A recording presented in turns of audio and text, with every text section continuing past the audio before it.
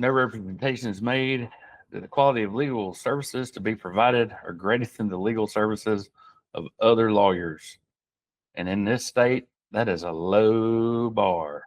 Um, I'm, I'm Harry Still. I'm an attorney down in Daphne, Alabama. I'm joined today by my co-host, the reporter and content manager at the Alabama Gazette, Brandon Mosley. How are you, Brandon?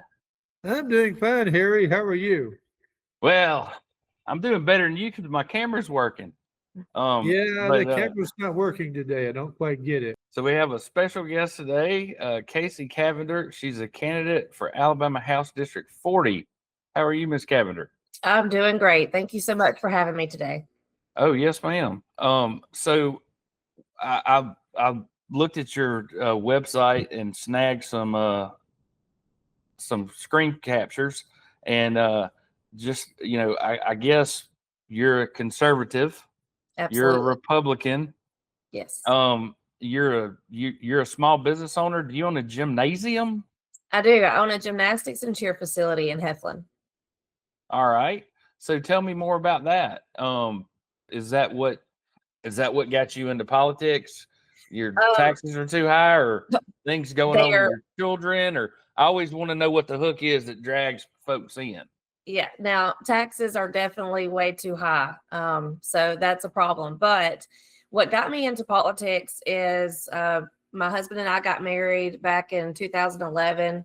We wanted to start a family. And after some experiences of struggling to get pregnant and dealing with some less than ideal maternity care options, I found that I wanted to use midwives, but quickly realized that midwives were criminalized in the state. And so I joined up with the Alabama Birth Coalition, who at the time had been working for over a decade to try to license and regulate midwives in the state. And I used my paralegal background to help fight for that licensure. And so that's really what propelled me into the political field, was seeing an injustice and knowing that I have a skill to offer to help resolve this issue. And we did just that. And I've been in the field ever since, continuing to work on health freedom issues is one of the big topics for me. But overall freedoms, less government, more freedoms is what I'm for. And so that is what I've continued to work towards. So, Brandon, can you tell me a little bit about House District 40? It's most of Claiborne County and a piece of Calhoun County that includes Jacksonville. Am I correct? That's correct. Oxford, Jacksonville, White Plains, and DeArmonville are the Calhoun County areas.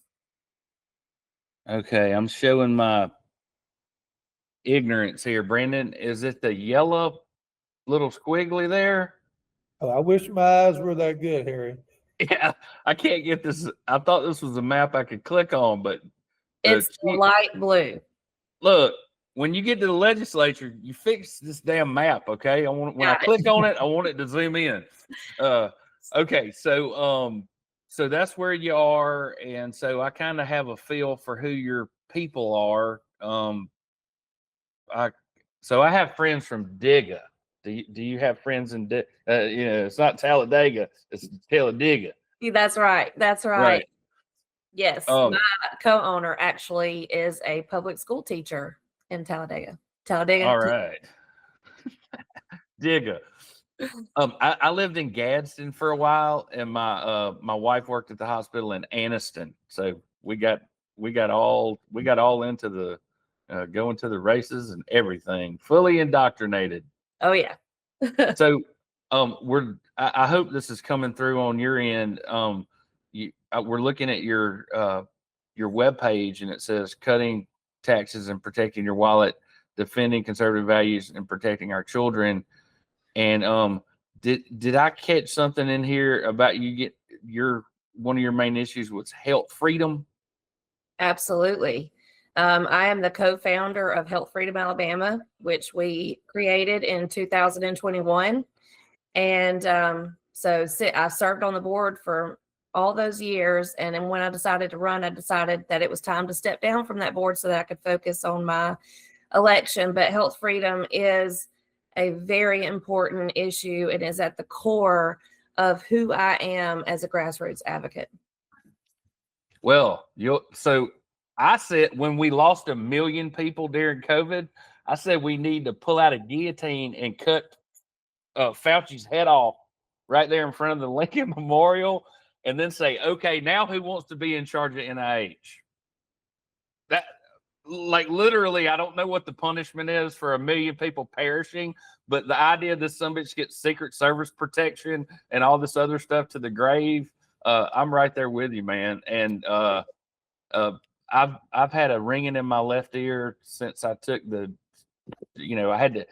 It was compulsory if I wanted to go to work and earn a living and enter the courthouse. I had to have my vaccination card. So I had to get the first two. I had to get the Pfizer round, and the second jab, my left ear started ringing, hasn't ever stopped. And then about a year after we took, and my fiance took the J&J jab, and she ended up. I got to tour the brand new medical facility in Malbus because she had a runaway heart event, that lasted an hour and a half. And thank God for a Google smartwatch, or we'd have never known. Right. Yeah, it's very frustrating that Fauci still has not been held responsible.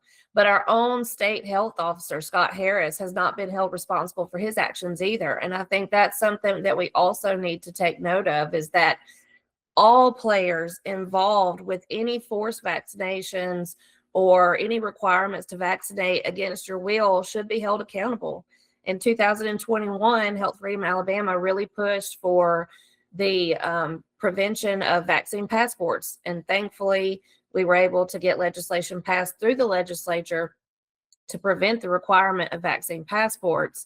And then after that, we worked really hard on what a lot of people still refer to as HB 31, which was the Alabama Health Freedom Act, which would protect your right from forced vaccination and prevent discrimination based on vaccine status. Because a lot of people may not realize that even before COVID, families like mine were discriminated against for choosing not to vaccinate our children either in part or fully. And as a result, pediatricians and doctors' offices were turning us away from their offices and refusing to provide even basic checkup care if we did not choose to vaccinate fully. So this is not a new issue. COVID. Yeah, I mean, there were all these people that died alone in the hospital. There were people that didn't get cancer treatments, or what was it? Fauci said if you don't get your COVID vaccine, you're off the damn transplant list. Yeah. I mean, you're just dead. It's a death sentence if you don't comply. Right. So okay. So just like I just want one conservative to agree with me that waving a magic wand over the FBI and saying this is the new FBI, just like this new legislative session that's coming up, I don't know what they're gonna do before you get in there, but if it's gonna be the same stuff from the same leadership, I would imagine we're gonna see a gaming bill while we have a catatonic. I don't know. Governor Ivy's done her bit. She's done a great job. Congratulations. And kind of like Joe Biden, it's way past time, man. And Brandon covered the State of the State address. Was it 3 years ago, Brandon? And you like had to help her. I mean, she's Right. It didn't get that bad, but I think the year was 2021. Yeah, I mean, Kay had some sort of upper respiratory thing going on, and it was like you were wondering if she was going to get through the speech. Now, the State of the State speech is coming up on Tuesday night. This will be the last State of the State speech that Kay Ivey gives. I think this is number 9. We're hoping that this is pretty standard no, but the governor makes fewer and fewer public appearances. I mean, it for people that have been around a normal governor, the governor's everywhere. I mean, they have a jet, they have a motorcade, they have, state trooper protection. So, I mean, usually anytime you open a school or a post office or they have an agenda they want to push, there's the governors making speeches. I mean, I don't even want to know how many times I met, George Wallace when he was touring the state, even in the wheelchair. Guy Hunt, Doing events and much things. to his detriment. Hey, I mean, it's getting to be like, it did get down to about 3 public appearances a week, which is like a slow day for a normal governor. I think it's been less than that here the last few months. Well, it's certainly going to be an interesting state of the state. And Brandon, didn't you say that, who was it? The Alabama Policy Institute, their agenda is out. Is that what we're going to call it? Yes, they have a blueprint for Alabama. It's very interesting. Now, I talked with Stephanie Holden Smith, who is in charge of Alabama Policy Institute. They don't really believe that everything on their agenda is going to pass in this session. But it's like a kid with a Christmas list. They have a big list of a lot of things they would like to get. And, they're going to be happy if they get a portion of them. I don't know which ones they're prioritizing, but I mean, they're not unique in that, all kinds of interests in Alabama have things they want the legislature to do, whether that's farmers or insurance companies or doctors or rural hospitals. There's a lot.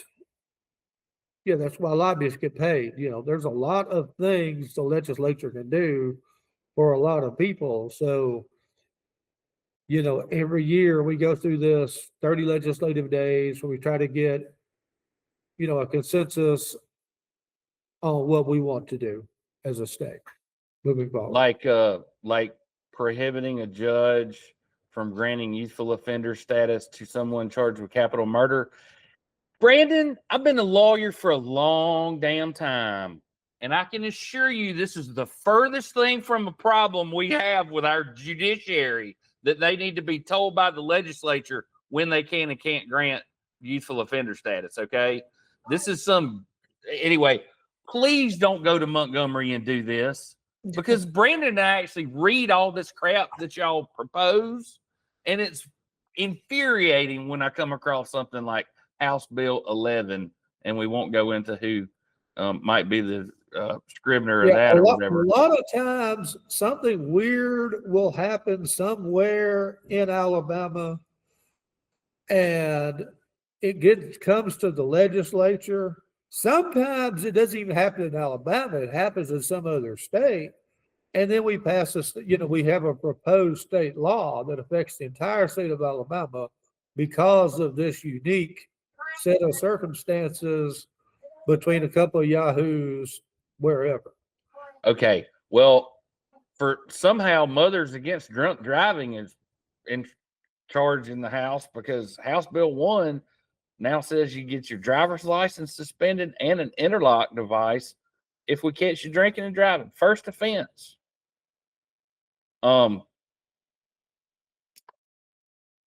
That sounds. I don't drink alcohol as far as I'm concerned. Hey, the first offense, we might as well put the interlock device on there. I think it's the third offense now. Is that how it works? It depends on who catches you and what jurisdiction and how it's applied. I would say it's hard to get a deal on a DUI. I mean, I can get you a deal where you don't get a conviction and we go do all this special stuff and you go to, driving school and you go pay our county commissioner a bunch of money to teach you how not to be a drunk, you still get an interlock, but you get to keep your driver's license. You don't lose your job. I mean, do you know what happens to a guy that's working over at Ostel, building ships when he gets his first DUI over here in Daphne, when he leaves the honky tonk? He can't get to work. And it's cost ineffective to Uber across the causeway every day, especially when we build this monstrosity of a toll bridge. Anyway, I just think there are a lot of things that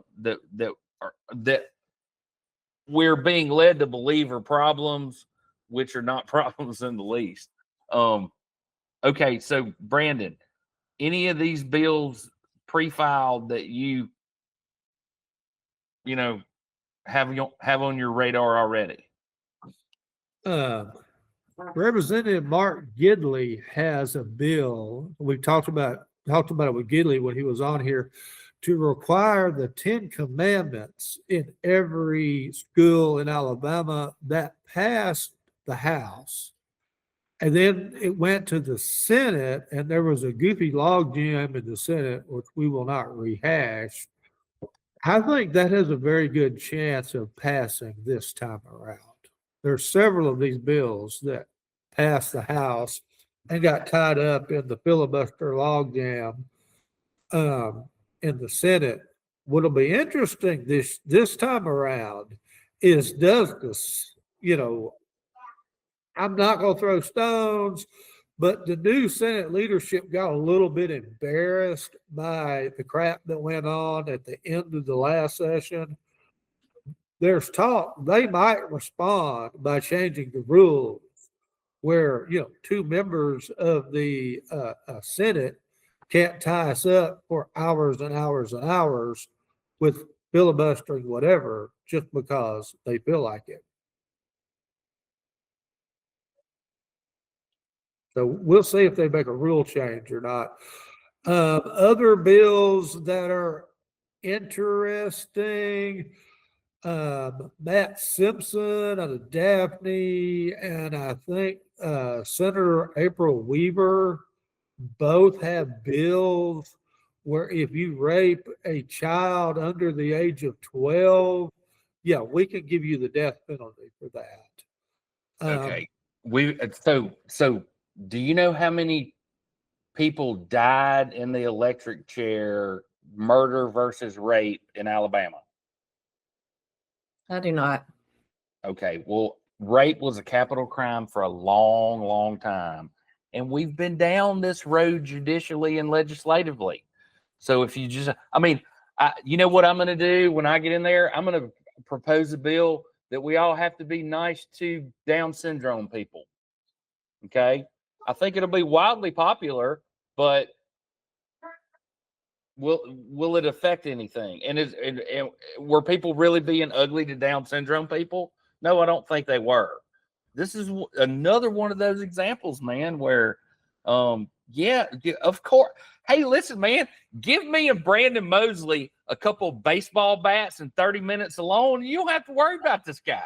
That's what I want, right? Well, you're asking me what I want. Of course, that's what I want. But what are we going to let the state do on our behalf? It comes out of that mess in Bibb County where 10 people, including a couple of mamas, were prostituting children as young as 3 to freaks on the internet, chaining them to a bed down there in a dungeon, out in the back of the woods.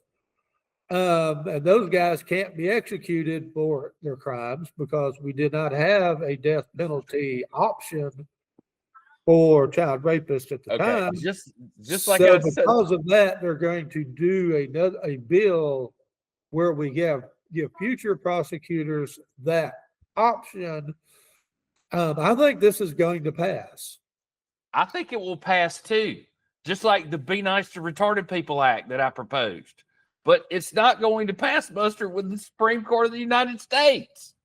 But hey, we're the nuclear testing ground for the stupid ideas of the Republican Party. So, napalm away, waste our tax money defending a bill that we know is unconstitutional.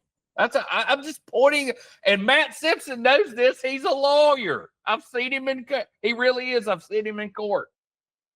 Well, He does. they He works understand for the DA's office. they understand there is a past precedent from the 80s that would, prevent you from executing people if we do pass this law. Talk with the AG, and Steve Marshall is convinced that this is a fight worth fighting, and we're going to, we're going to pass this. And if a DA, when somebody tries to block it in federal court, we're going to try to take it to the Supremes and get that 80.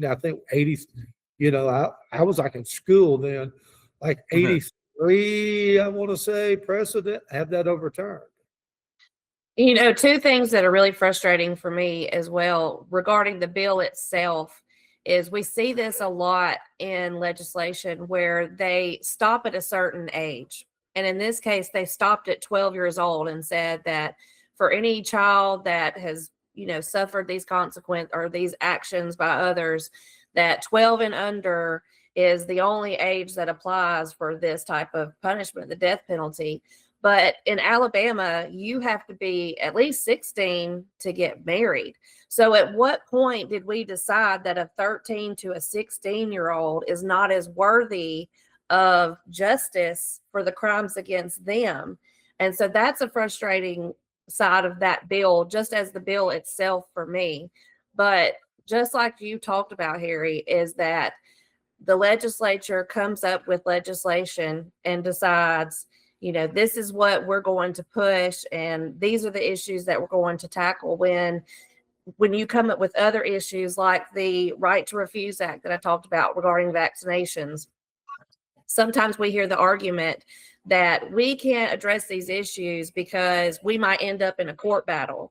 We see this in other pieces of legislation that they bring forward. They'll say, we're not going to address this issue because it might tie us up in court. Yet they'll willingly go and pass legislation that they know might end up in court. So it's always a double-edged sword of which ones are they willing to tackle and which ones are they not willing to tackle. And more than often, it's more of a political opinion than it is an actual need for the state and for the people.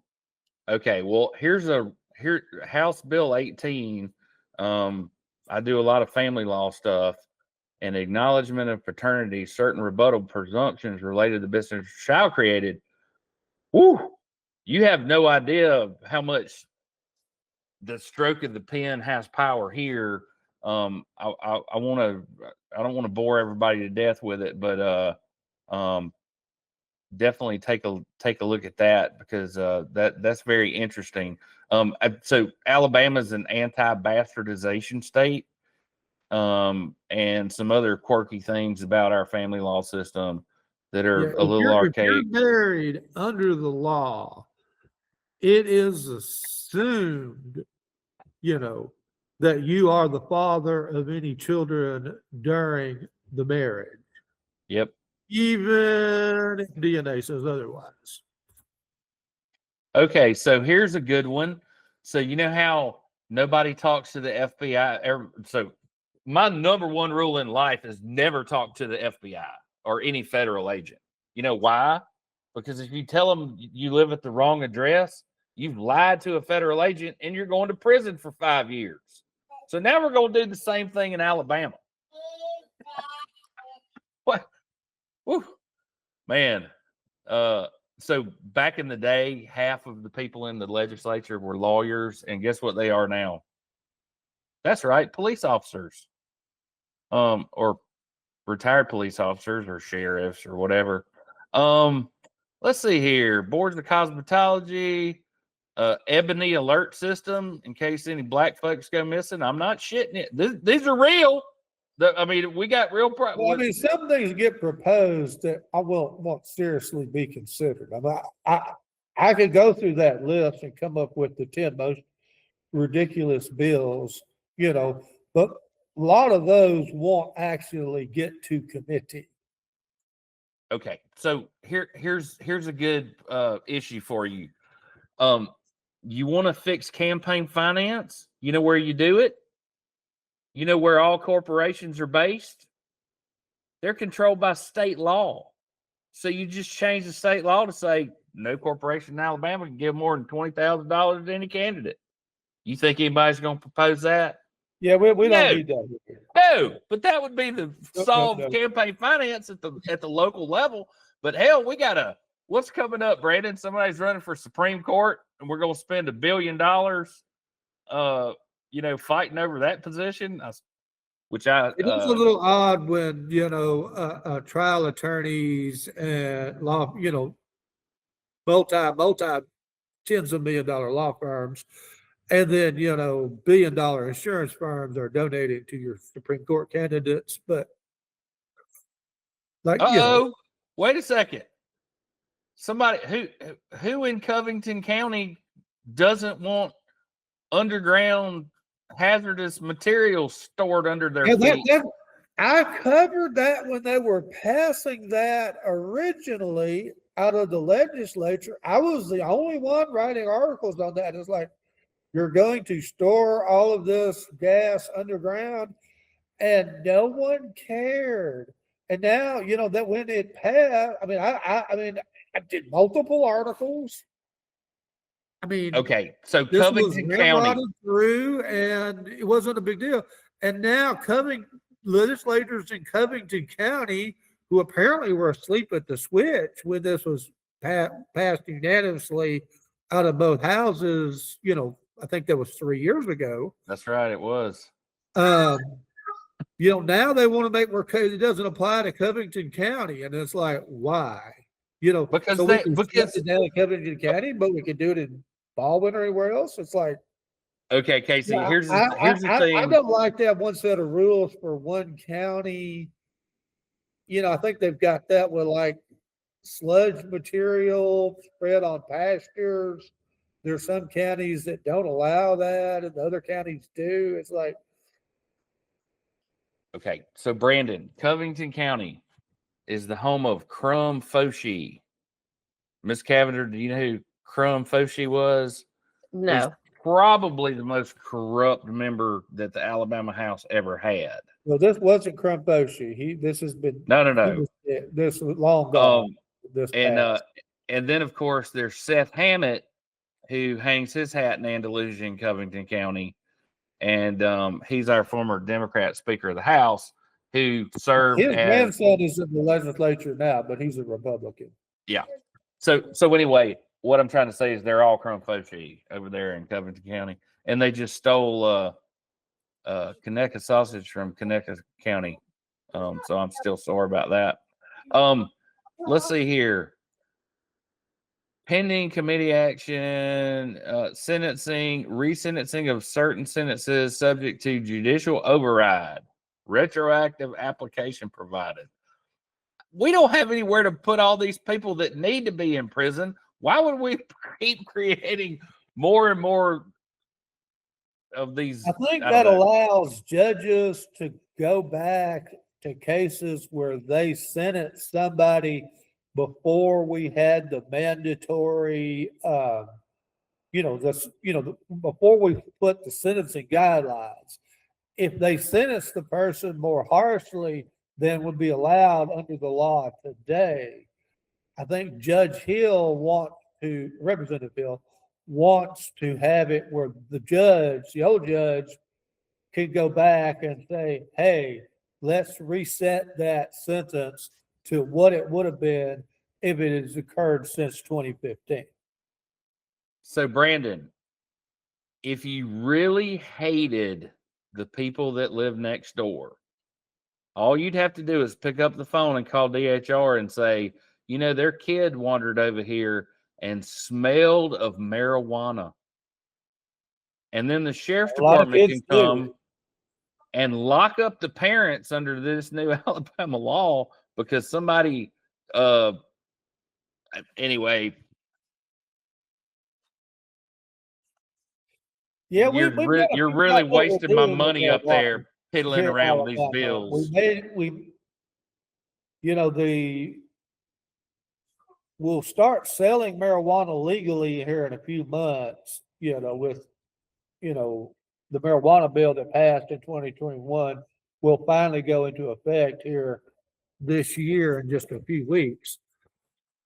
And yet, we put, serious limits on cannabinoids derived from hemp. And then the president is rescheduling marijuana down. And there's people that drive through Alabama all the time with marijuana they legally bought in their home state. And when they cross that state line, they may not be aware of it, but they're actually committing a felony in many cases. Because Alabama doesn't allow you to bring your marijuana that you bought legally in Colorado and then drive through Alabama with it. Of course, now law enforcement has not brought many of those cases, none that I'm aware of, but when you've got 50 different states doing something different, entirely different, it causes issues as mobile as our society has become. Okay, so I want to switch gears and talk a little national news. And Kaycee, you can keep your mouth shut. You can jump in however you want to play this. But Brandon typically sides on the side of the officer. He's working for us. He's doing his job. Whoever this Renee Good woman is, he perceived that she was driving in his car. He used deadly force. He was justified in doing so. I'm usually on the other side going, if I'm the guy with the gun in my hand, man, I'd have been halfway flipped over the top of the car before it occurred to me to pull my weapon. That's just me, and I'm sure I'd be dead by now. But it's certainly a hot button issue. I think there was an ICE involved shooting in Washington Minnesota. State, Portland.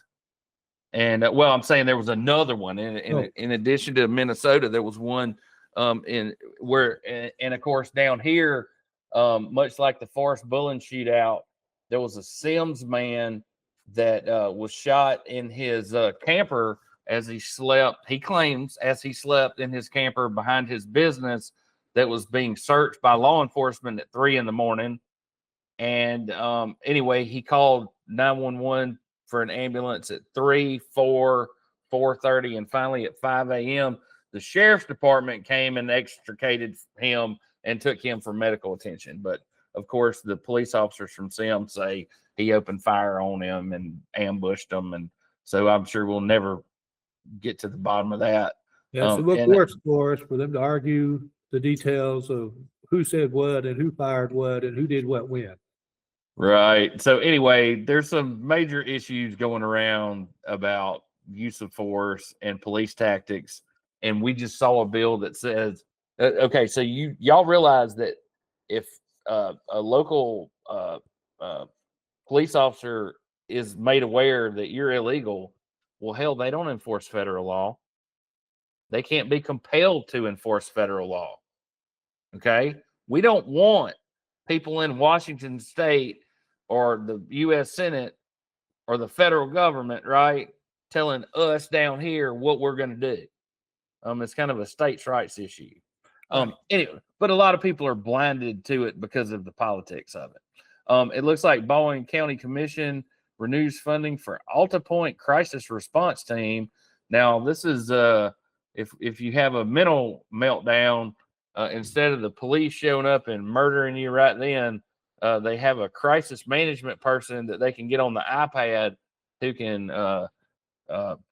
I don't know how they're going to intervene, because it's once they're on scene, the likelihood of this thing ending without bloodshed is 50-50. They talk a lot of people down. Okay. So if you save a few people here now and then, other than having the SWAT have to kick the door in, it's probably worth the effort. So the last time, and I agree, I think it's a good thing. The last time we were here, we had a good chuckle about Venezuela and then the next day we nabbed their president. I was kind of thinking that that federal judge was going to look around and go, just what are you guys doing? This guy's a head of state. But apparently we're going to hold him in there with P. Diddy for a couple months until we can, if you read the indictment, it really is a joke because we accuse him of procuring machine guns in violation of the National Firearms Act of 1930, whatever. I believe the man has a military, and I'm pretty sure everybody's military has machine guns. So we're certainly grasping at straws. Anything else you've got to say? I know that we nabbed a Russian tanker. What are we doing with that thing? It was a Venezuelan tanker that was reflagged with a Russian flag while we were in pursuit of it. So we went ahead and grabbed it. Anyway. That makes it a Russian flag tanker. Well, the SEALs took the tanker and the Russian submarine that was escorting it stood down. Okay. So all's well that ends well. Now, one of the biggest things that happened this week we need to touch on, since we have Kaycee on here, is the CDC has decreased the number of required vaccines from 17 to 11. That doesn't necessarily affect the states because each state sets its own deal. Alabama requires the 17 to go to school now. I asked one of our legislators, and we discussed this off the record, and is the state going to decrease from 17 to 11 to reflect the federal recommendation, or are they going to stay with the old guidelines? The legislator I talked with, who's pretty high ranking, did not know and did not want to give an opinion. I think that is in the ball court of the Alabama public health officer. What do you know on that topic, Kaycee? I haven't heard anything on the state level side of it, but 100% it will belong with the State Board of Public Health. Scott Harris and the state committee, it's the State Committee of Public Health. They'll definitely be the ones to make that decision on what goes on the schedule. But regardless, I think it's important for people to understand that, we hear all the time that vaccinations are required for school, and they are a requirement. However, exemptions do exist. Medical exemptions are near impossible to get, but they are there and they are possible. It's just hard. And then, of course, you've got religious exemptions to vaccination. So parents do still have options if they choose not to, even if they choose not to take just one or two of the vaccines that remain on the schedule, they can still go and get an exemption for that if they are religiously object to those vaccines. But as a state policy, I haven't heard anything specific yet. Yeah, that's where I'm at. I tried to find out, and nobody was, giving me a hard and fast answer. One of the, I think a child getting hepatitis A or hepatitis B, unless they're living a really bad lifestyle, it is kind of unlikely. But rotavirus was one of them that, moved from required to not required on the federal list. Rotavirus is pretty contagious, and to get it out of like a kindergarten or elementary school wouldn't be that out of the ordinary. Is there a danger maybe with a couple of these that we could have a spike in disease if we start all of a sudden getting a lot fewer children vaccinated for like the rotavirus? Well, here's the thing is that we have vaccinations in play right now, and they still are not 100% effective. There are children who are fully vaccinated who still manage to get the very sicknesses for which they're vaccinated for. And science, science is never settled, but there is one thing about science that's settled, is that vaccines are not 100% effective. And we also know that through the actions that have happened through President Trump, that, and even many of us knew before that too, that there are no true independent double placebo blind studies on vaccines to prove safety or efficacy. So at the end of the day, will there be an explosion of sickness because of children not getting vaccinated? I don't know, but I do know that, number one, at the end of the day, it should be your individual right to decide what you put in or on your body. And of course, what you put in or on your children. And so you should not be compelled one way or the other to do that. We have to promote, of course, a lot of people don't like to take accountability, but we have to be accountable for our health. And we have to make sure that, we're encouraging people to eat healthy, to live healthy lifestyles, just like we're seeing from the food pyramid being turned right upside down. There's a lot of factors that go into it. We have unhealthy lifestyles. We have children who are sitting in classrooms for hours upon a day and not really getting out in the air and the sunlight, which we know has benefits to their health and well-being, not only physically, but mentally. So the ultimate answer to your question is, I don't know. I know one's going to have that answer as to whether or not there's going to be an explosion of sickness, but we do know that the right should exist and that safety studies should exist so that parents and individuals all around can make informed consent decisions with actual evidence that's true and accurate, not based on any sort of bias or funded by any corporation who benefits from the vaccines themselves. All right. Well, so I want to talk a little bit about a case that is making its way through the court system, and they're going to be oral arguments, and I just want to get into this. The lawsuit began in 2022 when Pastor Michael Jennings was arrested after watering his neighbor's flowers in Childersburg. Police approached him because the neighbor had reported a young black male at the property.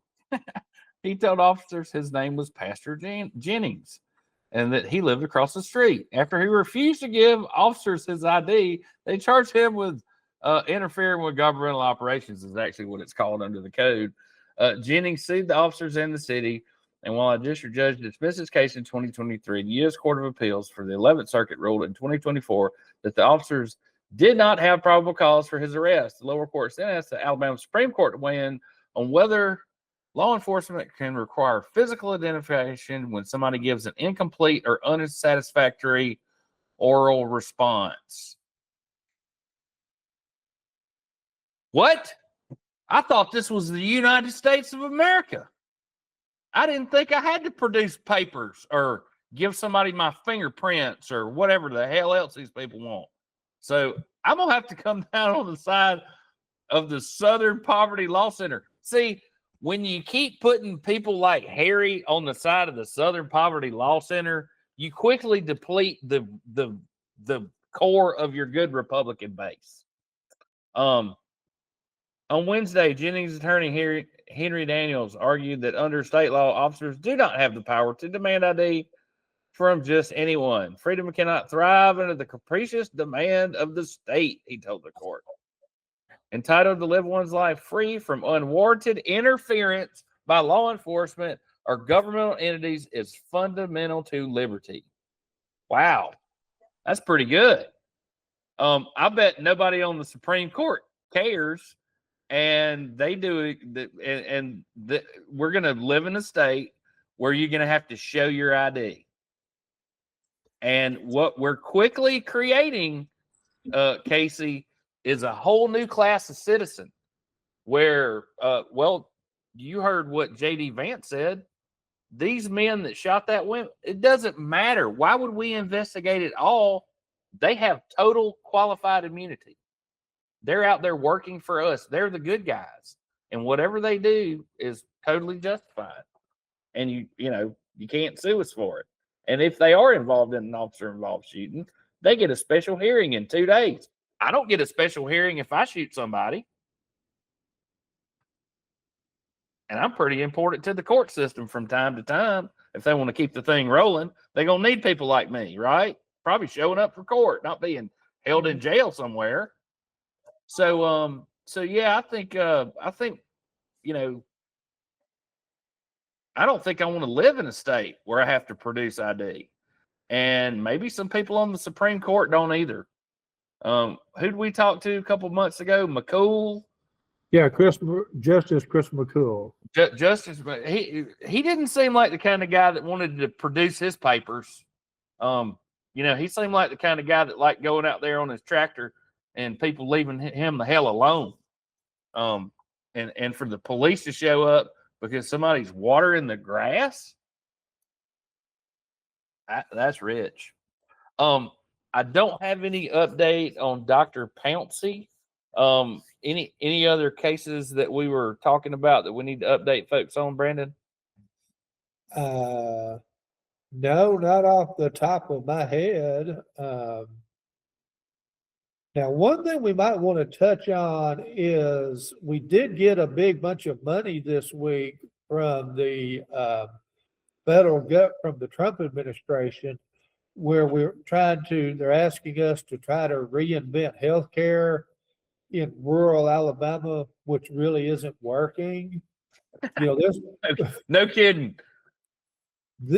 I've had some off the record discussions on this topic. If a woman is having a baby, obviously in Birmingham or Huntsville, we've got hospitals. You go to the hospital, the obstetrician delivers the baby.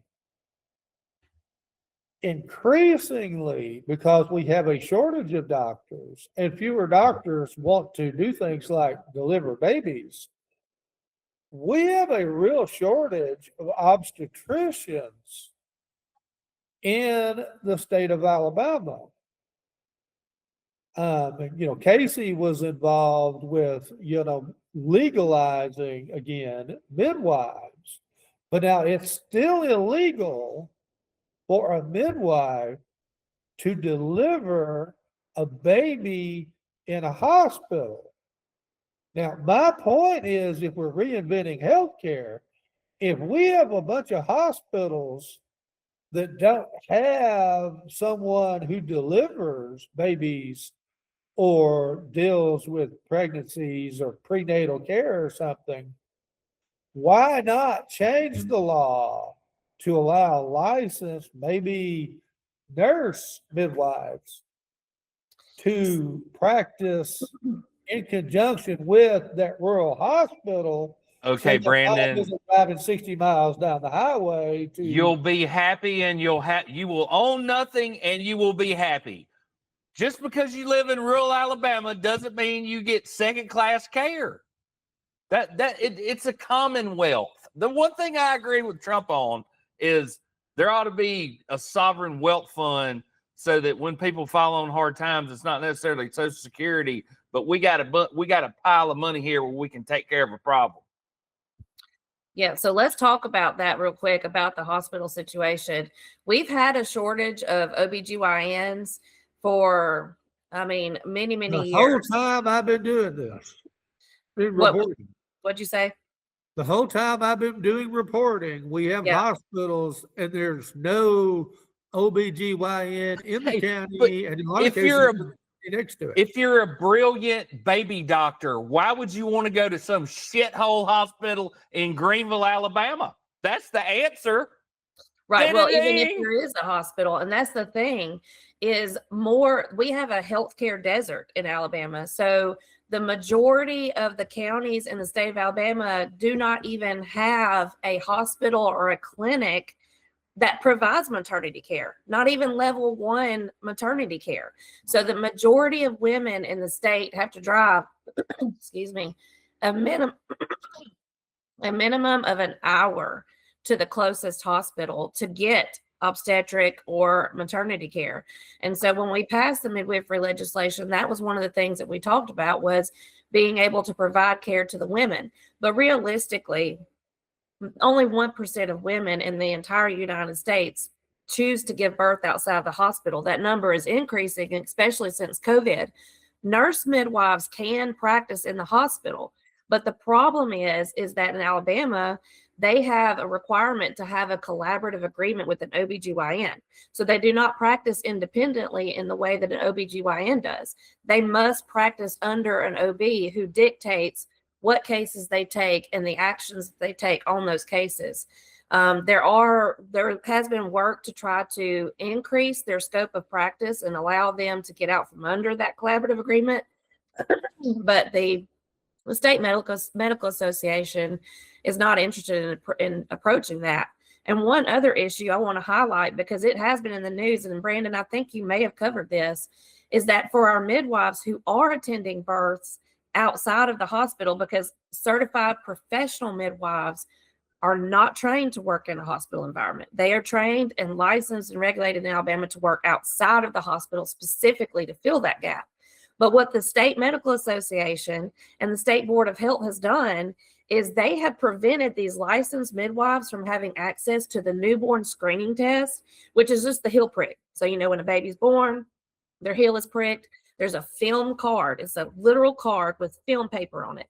And they put the blood spots on that film card. And it's simple. Nurses do it in the hospital. A nurse's aide can do it. It's that simple. And yet the State Board of Medical Examiners and the State Board of Health has refused to give midwives these cards that test for so many genetic disorders that are life-saving. Now, why would they do that? Why would they prevent a licensed care provider in the state from having access to a card that will provide a test that's done routinely in the hospital? So why are they doing that? They had to go to court over this issue. And the court ruled in favor of the midwives and said, you can't prevent them from having access to these newborns. Or I'm sorry, that was a different, scratch that. That was about birth centers. But we need to have action done where we're allowing these midwives to have access to the same test and allow them to have medicines that they need. But again, our state medical associations are fighting that tooth and nail and preventing access to safe care by limiting and tying care providers' hands behind their backs, including family physicians. All right. So I want to talk about a little rural hospital. In y'all know where Evergreen is? Yeah. Go through there on your way to the beach. So Evergreen Medical Center. And so a friend of the program who's been on here several times with us. Do y'all know, have you ever met Luther Upton? I have not. He's one of the owners of the radio station up there. And if you're driving through, he's usually reading the paper in the morning. So it's real convenient for everybody who's driving town. They, find out all the news on their drive to work. And so anyway, this is Luther's bio. But it's my understanding that he had a health scare, and you can see Luther, he lived hard. He's lived hard.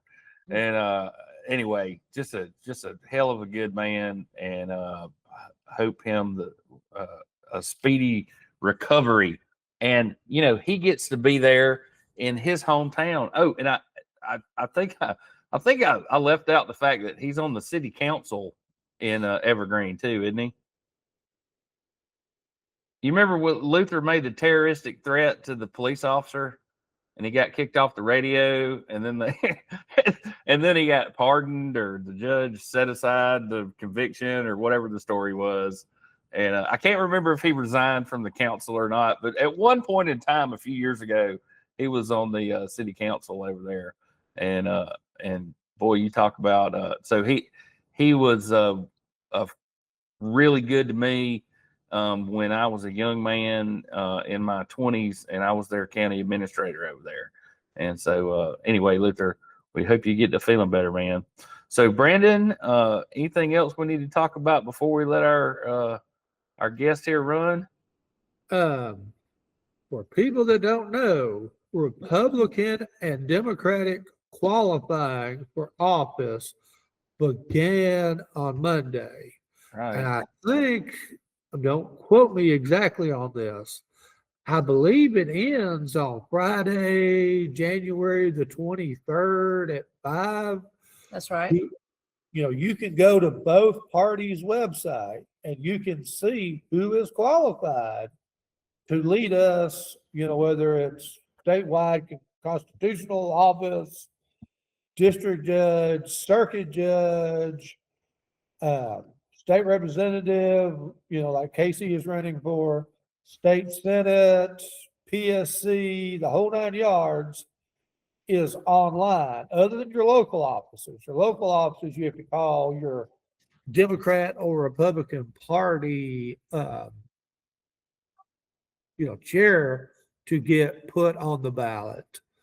But you can call the state office and they can tell you who your county party chair is and what hoops you have to go through to get signed up. Because if, the people that qualify here by the end of qualifying, it's set. If there's more than one, then they be in a primary on May 19th. But you got to qualify first, and you have to fill out the ethics form, which has tripped a bunch of people up in recent years. Yes, the very difficult task of following the almost non-existent ethics laws in Alabama, where so I guess you're dealing with the portal at the Secretary of State's office. Do you find it as comfortable as inserting a pine cone up your right nostril? I mean, it is the pits, man. And so I was a statewide officer, and so it's like when you get down to the last month, you basically filing something every day saying I didn't get any money. Every week I didn't they get have any to money. do something in the final month of a campaign. Anyway, what we're doing, and it's an ethics violation if your form is not there when it's supposed to be. yeah, but it's the equivalency of a literacy test. If you're not smart enough to navigate this, we're excluding you from the process, right? They just make it extremely complicated. Nobody with a 130 IQ or under is figuring out how to operate that system through the Secretary of State to do all this reporting stuff. And what the whole thing starts with, you have to upload your application or actually where you went and created your committee to elect, right? So that's the first thing you do at the Secretary of State's office or at the probate. And then they really need the Republican Party needs to do like a nuts and bolts of how to be a candidate and how not to get in trouble with dealing with taking money that you shouldn't or what have you. But instead we got the butterfly man, and we almost had a disastrous end to the last legislative session because of our neophytic leadership. And if we can't be critical of ourselves, if the Democrats would have done something like that, it'd have been all over Rick and Bubba and everything else. Well, I mean, there were Republicans and Democrats filibustering there at the end of the session. Yeah, well, leadership, but most of the filibustering was done by the Democrats. Okay, well, I just think that our leadership leaves something to be desired, and I'll just leave it at that. And well, Kaycee, best of luck to you.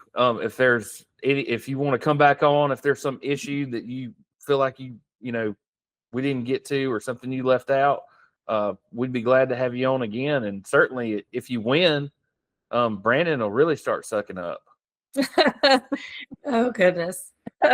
Well, that's the goal, is to get in there and meet as many people as I can to represent my district, because they need a fighter, and I've proven that I'm a fighter, and I plan on fighting for my district and for my state. Well, I hope you and your family get to feeling better too. We just got over the whatever it is going around down here. I don't think it's the rotavirus though, Brandon. I think we got the full blown flu. That's why I look like I've run a mile because I've, the whole night sweat and thing. unfortunately, this is a year where they kind of messed up the flu vaccine. So if you get the flu vaccine, it didn't do you anything this year.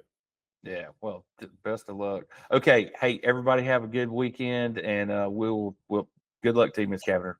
Thank Bye. you. Bye. This is where it all started, where he opened the door and showed them how to become monsters. It started out as a missing teenager. I'm not able to find my daughter. Is she dead? Is she kidnapped? This was the last place Brittany Wood was ever seen or heard from. 2 days after Brittany disappeared, her uncle was found with a gunshot wound to his head. And then the child abuse came out of the woodwork. If you can't trust your family, who can you trust? Now, looking back, they would have been more safe at the crack house. Maybe Brittany was one of the victims. For all I know, he sold her because he needed money. She was at risk of exposing this ring. This was the largest family sex abuse case in the history of the state of Alabama. What she was protecting herself from was them. I'm surprised anyone made it out alive. You can't help but be affected by what that young lady went through. Those kids are ruined for the rest of their lives. I'd like to find my child. My goal has always been to find Brittany Wood.